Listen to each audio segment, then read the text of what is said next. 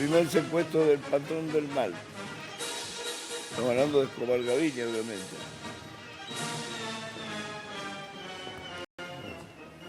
Francisco Santos, que está en línea en estos momentos, fue vicepresidente de Colombia y tuvo la experiencia de haber sido secuestrado casi 8 meses por Escobar Gaviria.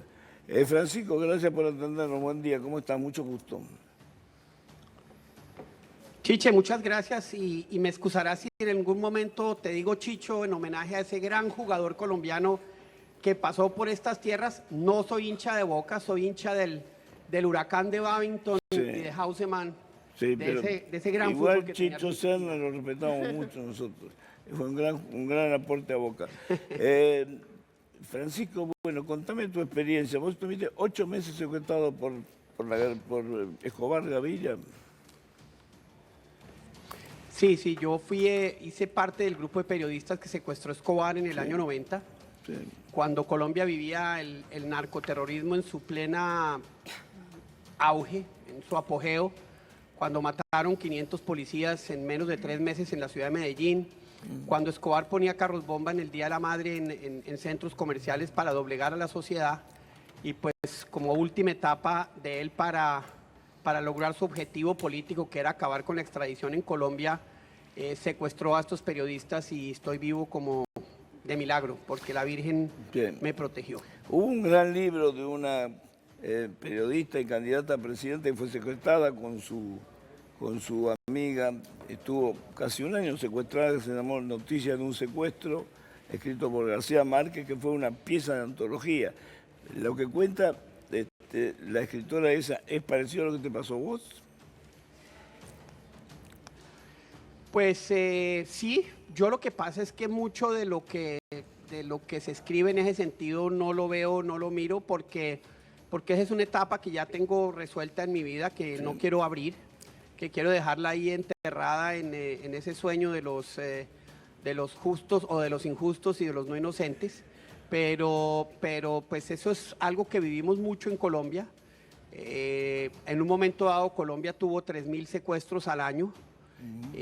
Nosotros, después de mi secuestro, creamos una fundación para ayudar a las víctimas del secuestro, y eso ocasionó que me tuviera que ir de Colombia en el año 2000 porque las FARC me iban a matar, y regresé como candidato a la vicepresidencia y redujimos los secuestros de más de 3.000 a menos de 100, lo que habla digamos, de no una casualidad, sino una manera en que las cosas se ordenan, donde la persona que fue secuestrada acaba siendo parte de un gobierno que casi acabó con el secuestro en Colombia, y eso pues me da tremendo orgullo y hace parte de esta lucha por la libertad en la que estamos en América Latina, que apenas empieza. Francisco, ¿a vos te liberaron como base de una negociación o te escapaste? ¿Cómo fue? ¿O descubrieron el lugar? ¿Cómo lograste salir? No, a mí me liberaron. No, a mí me liberaron porque en esos momentos había una asamblea constituyente. Sí. A nosotros nos tenían como ficha de cambio. Escobar logró comprar una parte importante de la constituyente, y ojo que eso es una costumbre que ahora está creciendo en toda América Latina, comprar los votos. Sí. Entre otras, Petro lo está haciendo. Y logró que en la asamblea constituyente prohibieran la extradición. Acuérdese que Escobar en eso entonces manejaba el grupo que se llamaba Los Extraditables, en contra de la extradición, y ese era su objetivo fundamental. Ahora, ¿cómo era un día de secuestro tuyo? ¿Estabas tratado como un prisionero? ¿Estabas tratado como un rehén? ¿Cómo el tratamiento, más o menos, para que nos describas cómo era un día? Porque 8 meses son mucho tiempo. Era levantarse y no saber si la vida de uno terminaba ese día, era acostarse y no saber si esa noche era la última. Yo estuve encadenado a una cama a los 8 meses. No me trataron, o sea, nunca me torturaron, pero es un secuestro donde finalmente uno pierde lo más importante en la vida, que es la libertad. Razón por la cual estamos aquí en Argentina hablando sobre este tema, y China y Rusia e Irán, que están siendo enemigos de la libertad en el continente. Sí. Pero no me dije como un día, entonces, atado a la cama, significa te daban de comer, te tenían miedo, te mataban de hambre. No, me dieron de comer. Sí. Salí con el mismo peso, cosa que es sorprendente, pero es que me daban frijoles y mondongo todos los días, entonces ya después de 2 meses de comer lo mismo, como que ya entraba menos, pero obviamente Mire, un secuestro finalmente es una lucha de supervivencia. Sí. Ahí es donde uno se da cuenta que la vida y que el ser humano sobrevive sobre la base de un esfuerzo mental, de un esfuerzo físico, y ahí se da uno cuenta de por qué hoy el ser humano, digamos, está en la cúpula de la cadena alimenticia del mundo, porque nuestra capacidad de supervivencia, que se prueba todos los días en un secuestro, es brutal. ¿Pero te quedó resentimiento o no? ¿O la superación fue total? Pues me decís que no lees cosas porque... No, yo creo que uno nunca... Que no lees cosas porque... No, uno nunca lo supera. No se supera. Sí, no se supera, eso es como una herida que está cerradita, pero se abre muy fácilmente. Sí. Es una herida que tiene, digamos, muchas consecuencias, no solo en la persona, sino en los habitantes, en los ciudadanos, en los amigos, en la familia.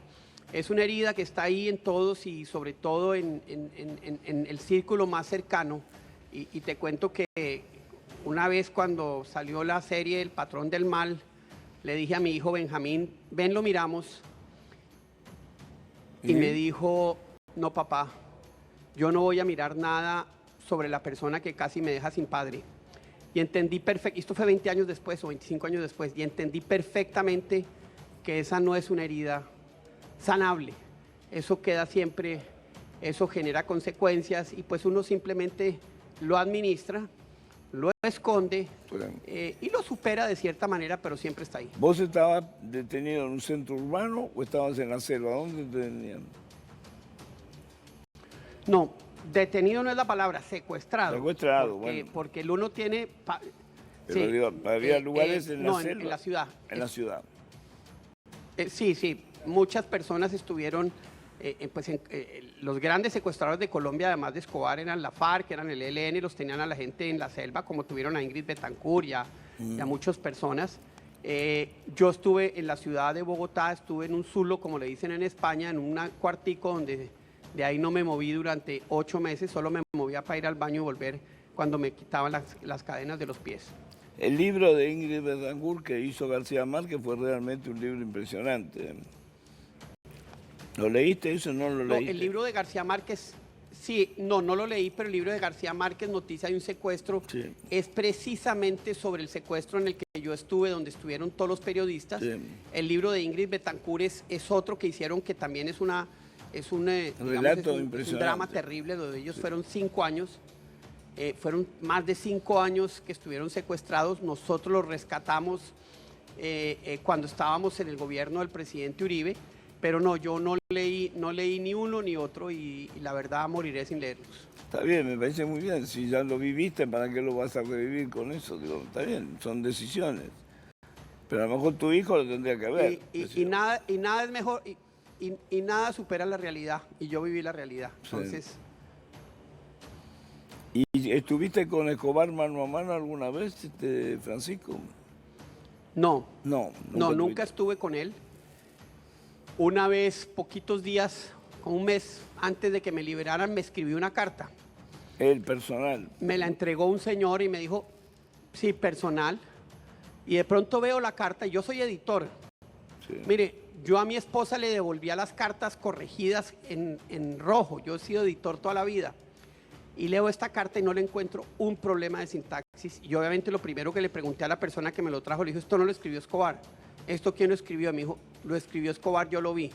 Tiene una sintaxis perfecta, no tiene errores de ortografía. Obviamente la leí, después me la hicieron quemar. Y cuando salí del secuestro y él se entregó y estaba en una cárcel, dijo, yo solo le doy una entrevista a una persona que se llama Francisco Santos. ¿Y lo entrevistaste? Yo quería hacer la entrevista y el entonces presidente de Colombia, César Gaviria, me dijo, mire, usted puede hacer lo que quiera, pero le voy a decir, esa entrevista solo tiene 2 salidas. Una, si la hace muy bien, lo van a matar porque usted fue muy duro. Y si la hace muy mal porque usted es muy suave, va a quedar como un periodista mediocre. Eso no tiene posibilidad de salir bien. Obviamente yo acababa de salir del secuestro y no la hice.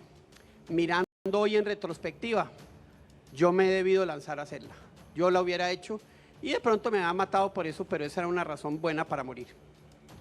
Sí, no tanto para morir, pero digo, yo creo que la tenías que haber hecho la entrevista, pero bueno, cada uno decide en ese momento cómo vive. Lo importante es qué es lo que pasó después. ¿Y tu vida siguió transcurriendo? ¿Vos estabas casado, soltero? ¿Cómo era tu vida en ese momento?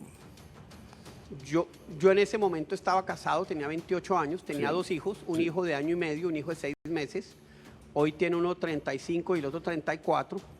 Mi vida siguió transcurriendo, pero me cambió fundamentalmente porque al uno entender cómo es la pérdida de la libertad, entiende el valor de la libertad que muchas veces nosotros no le damos crédito a la urgencia, a la necesidad de libertad, de poder decidir voy al baño o no voy al baño, que es la libertad mínima.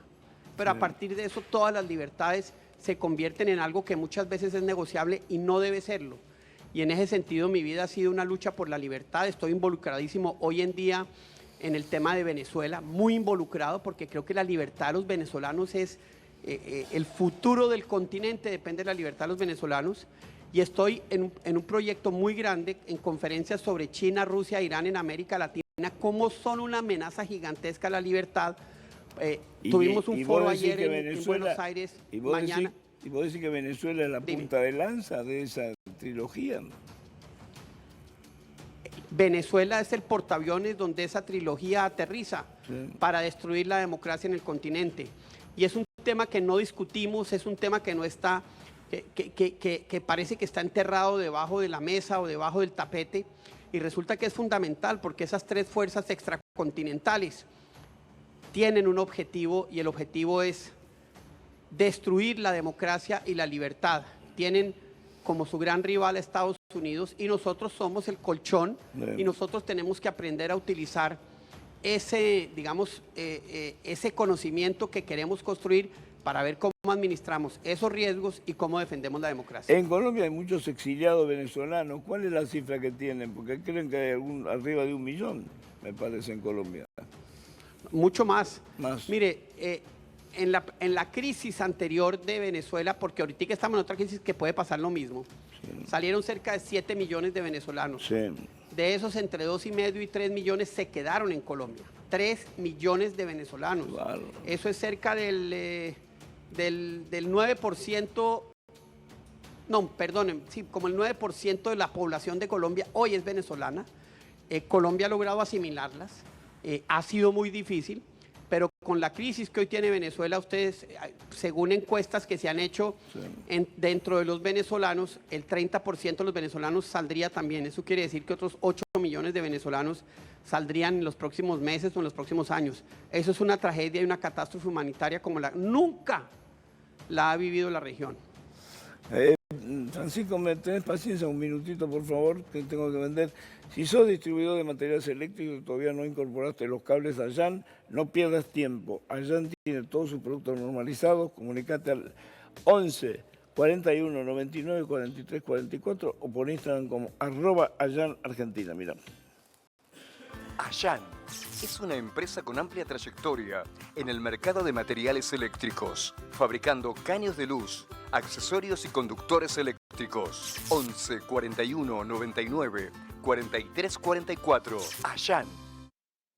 ¿Querés transformar tu baño en un oasis de modernidad y estilo? En Mamparas Gabriel no solo ofrecemos una amplia gama de mamparas, boxes de ducha y paños fijos, sino también te ofrecemos el asesoramiento necesario.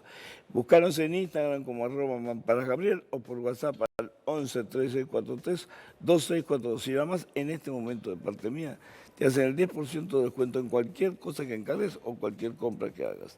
Estamos conversando con Francisco Santos, que fue el vicepresidente de Colombia. Estuvo 8 meses secuestrado por Escobar Gaviria en un secuestro masivo que hubo y la pudo contar, por supuesto, y la está contando en estos momentos, donde está embarcado además en una cruzada en pro de Venezuela.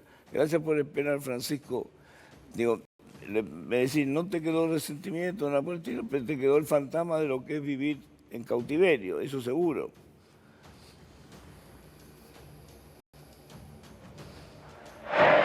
Queda uno con estrés postraumático. Yo durante muchos años oía un ruido duro y inmediatamente brincaba de donde estuviera.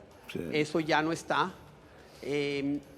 A mí, yo creé un muro emocional gigante para protegerme. Yo tenía 2 hijos, una esposa. Ese muro se demoró 20 años en caer porque era un mecanismo de supervivencia y uno no sabe que lo ha construido. Entonces sí tiene secuencias. No tengo resentimiento con sobre todo los secuestradores, porque eran muchachos muy humildes que muchas veces no tuvieron opción. Hice una relación con ellos siendo periodista. Eso fue una entrevista de 8 meses a cada uno de ellos. Con la mamá de uno de ellos yo me escribía cartas. Con la mamá de uno de ellos me escribía cartas. Y un día él iba a Medellín, yo estaba en Bogotá secuestrado, él iba a Medellín y volvió de Medellín y me dijo, hombre, usted me acaba de generar un problema. Y le dije, ¿por qué? Y me dijo, porque es que en las cartas que usted escribe, pues mi mamá me acaba de decir que si no lo suelto, me echa de la casa. Y yo le dije, mamá, si lo suelto me matan. Y entonces me echaron de la casa. Ahora, recién me comentabas que se sorprendió la carta de Pablo Escobar Gaviria, sin errores, con correcta sintaxis, sujeto, verbo, predicado y todo eso. ¿Esto supone que era un tipo culto de Escobar Gaviria? Yo no sé si era culto, te soy sincero. Sí. Yo creo que leía mucho más de lo que pensamos, porque uno solo escribe así de bien si lee, uno. Dos, el tipo era un tipo, mire, él era el Da Vinci del crimen. Sí. El hombre logró arrodillar una sociedad, casi logra sus objetivos, pero usaba la violencia con una capacidad de generar daño aquí y allá, y sabía cómo espichar, cómo pulsar esos botones de dolor sí. a lo largo y ancho de Colombia. Entonces era un hombre de una inteligencia maléfica, tengo que serle muy sincero, muy grande, y eso pues en una persona que por lo menos lee, le acaba generando la capacidad de poder escribir bien.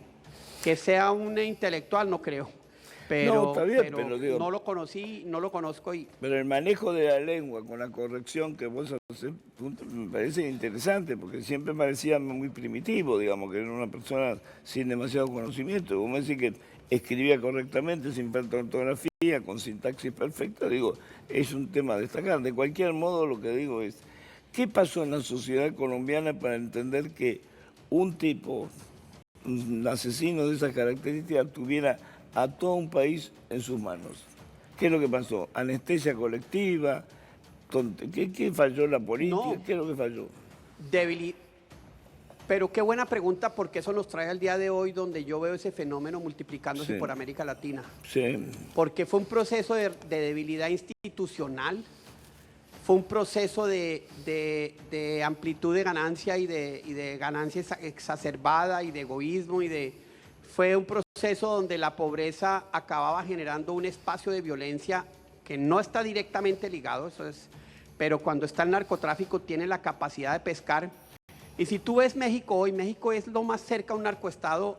Los mafiosos mexicanos son dueños de la mitad de México, sí, del poder político en México, y ya hoy tú tienes la influencia del cartel de Jalisco y el cartel de Nueva Generación, los carteles más importantes, los dos grandes de México, presencia desde México hasta Argentina. Y poco a poco se han convertido en el mercado libre, digámoslo así, del narcotráfico, donde manejan redes, utilizan organizaciones criminales en las regiones, obviamente van de arriba para abajo adquiriendo cada vez más poder. Entonces, si nosotros no nos percatamos de lo grave que es ese problema y de cómo hay que atacarlo y de cómo hay que fortalecer nuestra institucionalidad policial y de investigación, le puede pasar a cualquier país lo que le pasó a Colombia. En Ecuador ya mataron un candidato presidencial. En Ecuador tuvieron esa azonada de narcotráfico, y eso simplemente país que se descuide, es un país que acaba viviendo lo que Colombia vivió. Nosotros salimos de eso con muchísimos muertos, pero esa batalla no ha terminado. Ahora, esa batalla eso sigue, te quería y preguntar. desafortunadamente Esa los mexicanos juegan un batalla, papel vital. esa batalla continúa, digamos, esto no hay que aflojar, nunca hay que bajar los brazos. Es una batalla que continúa porque la droga existe, el narcotráfico existe, los carteles son cada vez más poderosos. Lo que digo es, no es que se terminó, están controlados, pero no se ha terminado. Mismo decir que en la mitad de México están en poder de esos carteles. Y acá, Rosario, la violencia en Rosario era del narcotráfico, era del microtráfico. Hay zonas de Santiago que era tranquilísima, hay zonas de Santiago donde la policía no puede entrar, zonas de Lima. Hoy Guayaquil tiene un porcentaje de muertos similar al de Medellín en los 90. Tú viste la guerra que hay hoy en Culiacán, en México, es una guerra brutal entre dos carteles que está dejando una cantidad de muertos. Entonces, esa pelea, si como continente no trabajamos conjuntamente para minimizar el costo en vidas y en violencia, nos puede ganar la pelea. Y esa es una amenaza a la libertad también que hoy tenemos y que habría que sumar a esas organizaciones transnacionales, porque Irán está metido en el narcotráfico en Venezuela, metido hasta acá, porque Irán está metido en el Hezbollah está metido en el narcotráfico en Colombia y en el oro ilegal. Rusia, las mafias rusas están instaladas en Venezuela bajo protección del gobierno venezolano, y se ha convertido eso en el lugar desde donde se distribuye gran parte de la droga, y están rentabilizando esa cobertura y ese espacio que le da Venezuela. Por eso tenemos que entender que en lo que estamos hoy es un tema de potencias extracontinentales que quieren hacer daño, que se asocian con el narcotráfico sin problema, y que nosotros, los que creemos en la libertad, como tú, como yo, que vivimos de la libertad, tenemos que no dejar que esos enemigos de la libertad triunfen, pasen por debajo de la mesa, y siempre está advirtiendo: ojo, narcotráfico, ojo, Hezbollah, ojo, Irán, ojo, Rusia y ojo, China, hacen parte de las amenazas a la democracia hoy en nuestro continente. ¿Cuál es la recomendación tuya en el caso de la Argentina? Supongo que estás con información. Argentina sigue luchando, estás hablando de Rosario, estás hablando de zonas que son realmente de riesgo. ¿Tenés información sobre Argentina en especial? Mire, lo más importante, no tengo información muy detallada, pero ustedes aquí vivieron la violencia de Irán. Sí. Hezbollah está muy metido en la triple frontera, y Hezbollah ha cambiado su accionar. Hezbollah está metiéndose en las comunidades libanesas donde hay fracturas y donde hay debilidades, para operar desde los países, para crear células que pueden activar en cualquier momento. El narcotráfico ha crecido, y Argentina ahora un país de lavado y un país un poco de tránsito, ahora es un país de consumo y de microtráfico, donde estas organizaciones criminales, si usted no las combate, le ganan la pelea. Entonces, mi recomendación a Argentina es: frente a las potencias extranjeras, estudiemos el problema, entendamos el problema, preparémonos para combatir los efectos nocivos de esas potencias extranjeras, y frente al narcotráfico, policía, policía, policía, justicia, justicia y justicia. Francisco, ¿hablaste con funcionarios de la Argentina? ¿Llegaste a hablar con el presidente? ¿Tenés prevista alguna reunión? No, señor, no, estamos en los seminarios, estamos aquí en seminarios sobre China, sobre Irán y Rusia en América Latina como amenaza. Estamos empezando un proceso de seminarios por todo el continente para crear una red de investigadores, de periodistas que volvamos esto parte de la discusión pública. Entonces estamos más estoy más enfocado en ese trabajo que en cualquier otro. O sea que, digamos, no tenés previsto reuniones oficiales en ese sentido. No, señor, no tengo previsto reuniones en ese sentido. Estoy hablando con muchos periodistas, como estoy haciéndolo contigo, para que entendamos el momento en el que estamos, para que tú, que amas la libertad y eres gran periodista, seas socio de esta lucha contra esa criminalidad, y que viene del narcotráfico, pero viene también de muchos de sus aliados, como Hezbollah, como Irán, como Rusia y como China. Y es subirle el perfil a esta discusión que hoy está, digamos, es tan poco relevante en el debate público. ¿Por qué decís que por ignorancia o porque no está instalada por los medios? Yo creo que los medios tienen que jugar un papel muy importante. Hay ignorancia también, y por eso estamos buscando crear una red de investigadores y de académicos y de periodistas. Ya hay mucha información, pero está, digamos, muy concentrada en súper expertos. No ha llegado al debate público. Sí. Tercero, porque China y Rusia tienen una capacidad de manipulación de información brutal y saben manejar ese tipo de relaciones para ocultar el problema, para que su agenda y su discurso se imponga, y para evitar que se vean los efectos nocivos que ellos tienen en nuestro continente, y por eso nosotros, los argentinos, los colombianos, los mexicanos, los latinoamericanos, tenemos que aprender de esto, nosotros, para poder saber manejar esta amenaza, entenderla, reaccionar frente a ella y entender los costos que tiene para que podamos preservar la democracia y la libertad en el continente. ¿Y ves que la Argentina está trabajando en eso o todavía los ves como desguarnecidos en ese sentido? No hay elementos importantísimos en Argentina, hay fundaciones que están empezando y que están trabajando en esto, hay expertos que se están preparando, pero es importante sumarlos, crear esa red, conseguir otros, sí, involucrar universidades. La captura de las universidades, que hay en las universidades por parte de China es brutal. O sea, hoy los sinólogos, la mayoría de los sinólogos que sí hay en las universidades y en la academia argentina son pro-chinos. Ellos no ven la violación de derechos humanos de los uigures, siguen mucho más la línea china que una línea académica independiente que muestre lo bueno y lo malo, porque aquí tampoco podemos decir es que tienen muchas cosas que nos pueden servir. Entonces es empezar a subir el perfil, y sí, hay gente acá muy importante, la Fundación Libertad con la que estamos trabajando, hay un muchacho, Ricardo Ferrer, que trabaja en el gobierno, que es un experto en Irán.